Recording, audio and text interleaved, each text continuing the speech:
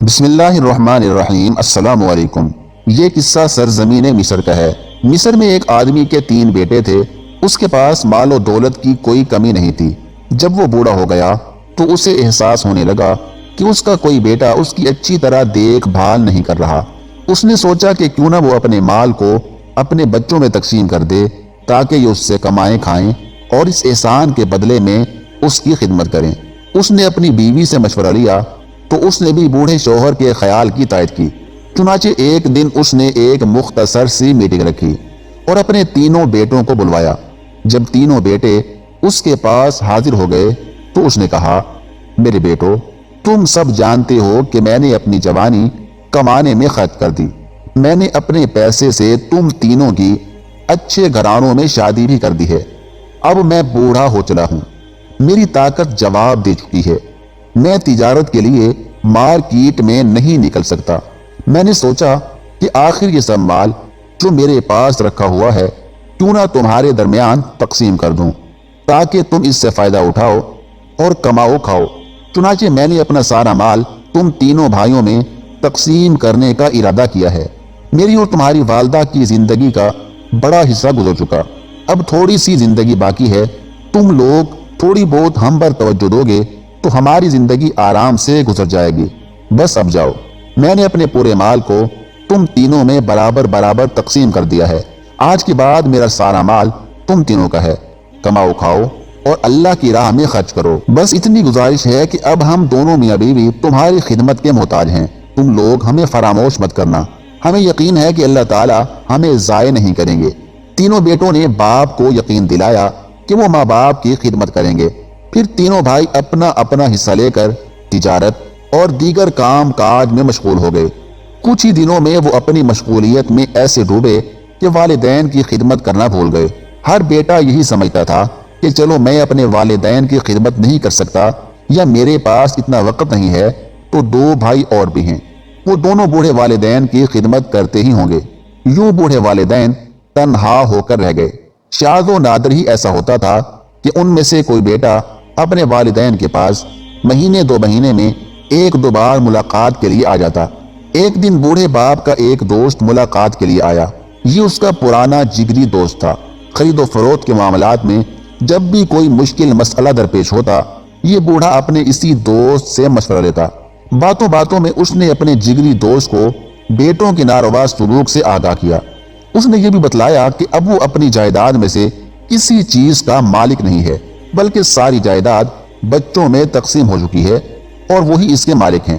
بوڑھے کا جگری دوست بڑا ذہین و فطین تھا، اسی لیے بوڑھے نے مشورہ لینے کے لیے اس کا انتخاب کیا تھا۔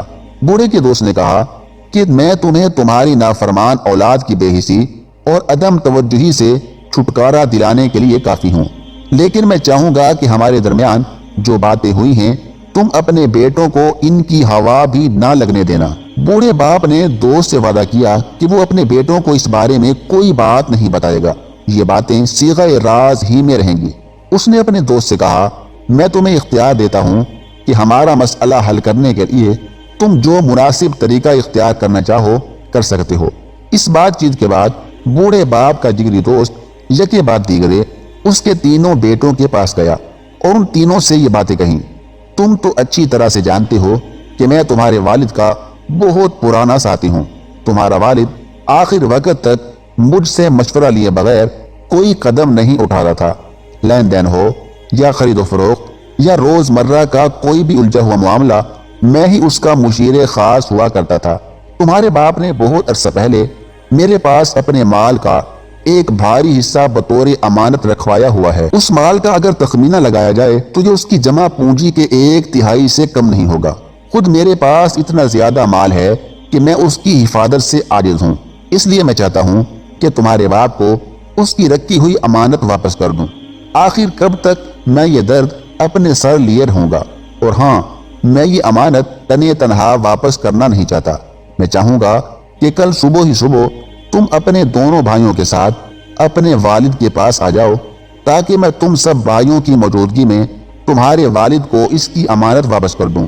یہاں ایک خاص بات تم سے یہ کہنا چاہوں گا کہ چونکہ اب تمہارے والد بوڑھے ہو گئے ہیں اور انہیں اس مال و جائیداد میں کوئی دلچسپی نہیں ہے، اس لیے وہ شاید یہ امانت تم بھائیوں میں سے کسی ایک کے نام کرنے والے ہیں۔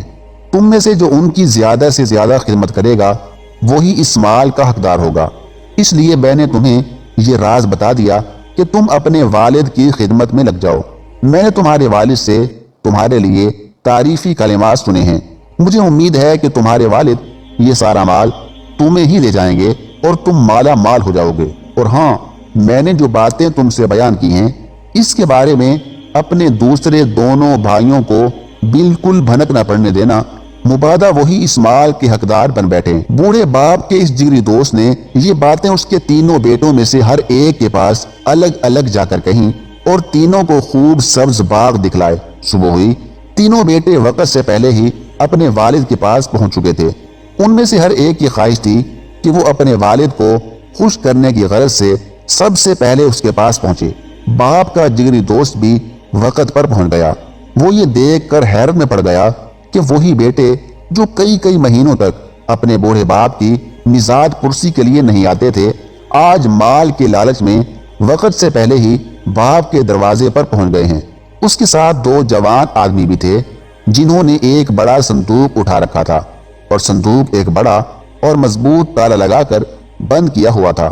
بوڑھے کے جگری ساتھی نے صندوق کو تینوں بیٹوں کے سامنے ان کے باپ کو واپس کرتے ہوئے کہا، چونکہ آپ نے یہ دولت میرے پاس بطور امانت رکھوائی تھی، اب میں آپ کی رکھی ہوئی امانت کی مزید حفاظت کرنے سے قاصر ہوں، اس لیے آپ اپنے بیٹوں کے سامنے اپنی ہی امانت واپس لے لیں۔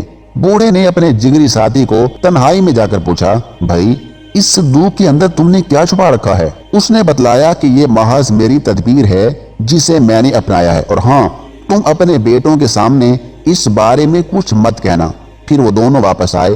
اب بوڑھے کا ساتھی اس کے بیٹوں سے اس طرح مخاطب ہوا، آج میں تمہارے والد کی رکھی ہوئی امانت تمہارے سامنے واپس کر رہا ہوں۔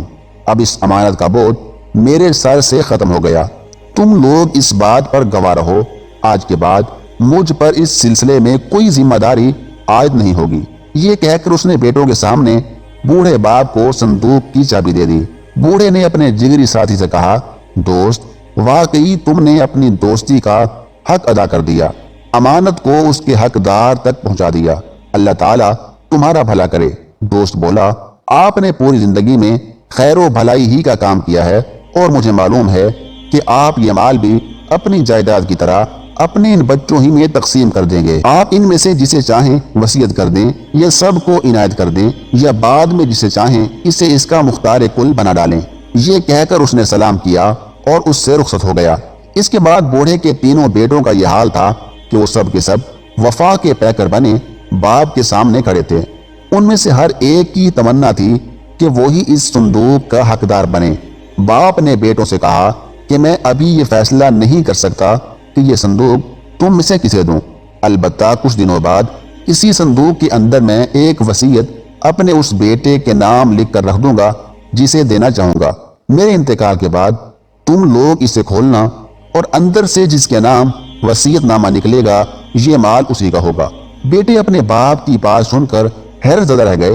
وہ یہ سمجھ رہے تھے کہ ان کا بوڑھا باپ یہ مال بھی ان کے مابین اسی طرح تقسیم کر دے گا جس طرح پہلے تقسیم کیا تھا، مگر اس دفعہ ایسا نہیں ہوا۔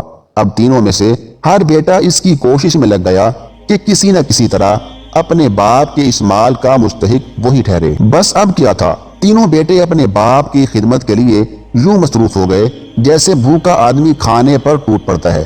کوئی باپ کی خدمت کے لیے صبح آنکھ کھلتے ہی پہنچ جاتا، کوئی اپنی بیوی بچوں کے ساتھ باپ کے پاس پہنچ کر اس کے پاؤں دباتا، کوئی رات کے وقت بھی اپنے والد کی خیریت دریافت کرنے آ جاتا۔ بوڑھا باپ اپنے بیٹوں کے دل کی حقیقت اچھی طرح سمجھتا تھا۔ یہ اور بات ہے کہ بستی کے لوگ اس بوڑھے پر رشک کرتے تھے کہ اس کے بیٹے کتنے وفادار اور اطاعت گزار ہیں۔ انہیں کیا معلوم تھا کہ یہ سب کچھ مال کے لالچ میں ہو رہا ہے، ورنہ یہی باپ دو مہینوں تک اپنے بیٹوں کی شکل دیکھنے کو ترس جاتا تھا۔ صندوق سامنے رکھا ہوا تھا، چابی باپ نے نامعلوم جگہ پر چھپا رکھی تھی۔ بیٹے آتے رہے اور باپ کی خدمت کرتے رہے۔ یہ سلسلہ کوئی 2 سال تک چلتا رہا۔ بسا اوقات بیٹے اپنے دل میں سوچتے کہ ہمارا بوڑھا باپ کب تک زندہ رہے گا۔ ادھر باپ بچوں کی خدمت سے بڑی خوشی محسوس کر رہا تھا۔ 2 سال گزرنے کے بعد آخر کار وہ وقت آ ہی گیا جس کا بیٹوں کو شدت سے انتظار تھا۔ باپ کا انتقال ہو گیا۔ کفن دفن کی کارروائی مکمل کرنے کے بعد بیٹوں کی یہی تمنا تھی کہ جلد سے جلد صندوق کو کھولا جائے اور دیکھا جائے کہ یہ مال کس کے نصیب میں آیا ہے۔ بیٹوں نے سوچا کہ اگر بستی کے لوگوں کو بلا کر اس صندوق کے بارے میں کوئی بات چیت کی جائے گی تو جگ ہنسائی ہوگی۔ چنانچہ انہوں نے اپنے والد کے پرانے جگری دوست ہی کو بلوایا اور اس کے سامنے صندوق کھولنے کی تجویز رکھی۔ انہوں نے صندوق کی چابی اپنے والد کے جگری دوست کے حوالے کر دی اور کہا کہ اب آپ ہی قفل کھولیے۔ تینوں کے سانس اٹکے ہوئے تھے۔ ہر بیٹے کو یقین تھا کہ وصیت نامہ اسی کے نام نکلے گا کیونکہ اس نے اپنے والد کی سب سے زیادہ خدمت کی ہے۔ اب صندوق کھل چکا تھا۔ تینوں بیٹے پھٹی پھٹی آنکھوں سے صندوق کو دیکھ رہے تھے۔ انہیں اپنی آنکھوں پر یقین نہیں آ رہا تھا۔ وہ اپنی آنکھیں زور زور سے مل رہے تھے۔ انہیں اپنے آپ پر شک گزر رہا تھا کہ کہیں ان کی آنکھیں دھوکہ تو نہیں دے رہی، مگر جو حقیقت سامنے تھی اس میں اب تک کی کوئی گنجائش نہیں تھی۔ وہ یہ دیکھ کر ہکا بکا رہ گئے کہ اس صندوق میں درہم و دینار اور سونے چاندی کی بجائے پتھر اور مٹی کے ڈھیلے بھرے پڑے ہیں۔ انہیں سخت حیرت ہو رہی تھی۔ صندوق میں ایک کاغذ رکھا ہوا تھا۔ باپ کے جگری دوست نے اسے کھول کر پڑھنا شروع کر دیا۔ اس میں لکھا ہوا تھا، بسم اللہ الرحمن الرحیم۔ یہ صندوق اور اس کے اندر جو کچھ ہے ان نافرمان اور لالچی بیٹوں کے لیے ہے جنہوں نے والد کے حقوق ادا کرنے کے لیے اپنا فرض نہیں نبھایا بلکہ مال کے لالچ میں اپنے والد کی خدمت کی۔ تینوں بھائیوں کے سر شرم سے جھک گئے۔ ان کے چہروں پر ذلت اور رسوائی کی دھول اڑ رہی تھی۔ وہ ایک دوسرے کی طرف دیکھ رہے تھے اور خود اپنے وجود سے ندامت محسوس کر رہے تھے۔ انہیں اندازہ ہو گیا کہ یہ ان کے والد کا کام نہیں بلکہ ان کے جگری دوست کی چال تھی۔ باپ کے جگری دوست نے کہنا شروع کیا، ہاں اس کا نام تدبیر ہے۔ یہ میرا کام تھا، میں نے ہی یہ چال چلی تھی۔ تمہارے بوڑھے والد نے مجھ سے تمہارے بارے میں شکوہ کیا تھا کہ تم لوگوں نے اس کی جائیداد سے حصہ وصول کرنے کے بعد اسے بھلا دیا اور اس کے حقوق یکسر فراموش کر بیٹھے۔ چنانچہ میں نے یہ تدبیر اختیار کی تاکہ میرے دوست کی خدمت ہو سکے اور تم مال کے لالچ ہی میں صحیح اپنے والد کی خدمت کرو۔ اپنے والد کے دوست کی باتیں سن کر تینوں بھائیوں کو بے حد پشیمانی ہوئی۔